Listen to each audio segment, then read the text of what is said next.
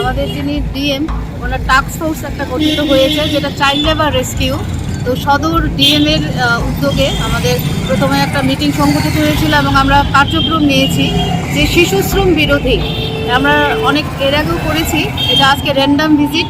এখানে আমরা আগরতলা শহর অঞ্চলে কয়েকটা রেস্তোরাঁতে গেলাম, তারপরে আমাদের স্ট্রিট কতগুলো স্টল আছে। এটা সবচেয়ে বড় মানে আমরা যেটা চাইছি যে ইরেডিকেট অফ চাইল্ড লেবার, এটা সমাজের বদ্ধমূলে পৌঁছে গেছে যে শিশু শ্রম এবং বাল্য বিবাহ এটা একদিনে হয়তো দূরীকরণ সম্ভব না, এটা আমাদের নিরন্তর প্রয়াস। আজকে এখন পর্যন্ত অভিযানে আমরা সাফল্য পেয়েছি, যেখানে গ্যারেজ থেকে উদ্ধার হয়েছে এবং আমরা স্টল থেকেও, যেটা ফুড স্টল পথের ধারেও স্ট্রিট ভেন্ডার হিসেবে আছে।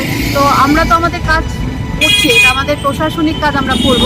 আমরা জনগণের কাছেও একটা বার্তা দিতে চাই এবং আমাদের একটা আপিল থাকবে যে আপনারা সবাই মানে সর্বব্যাপী এটা একটা গণ আন্দোলনের রূপ ধারণ করুন, যে আমরা ত্রিপুরা রাজ্য থেকে শিশু শ্রম মানে একটাও যেন শিশু বয়সের আগে 18 বছরের আগে কাজে নিযুক্ত না হয়, যেটা তার স্কিল ডেভেলপমেন্ট এবং সার্বিক বিকাশে আমরা হিউম্যান রিসোর্স হারাচ্ছি।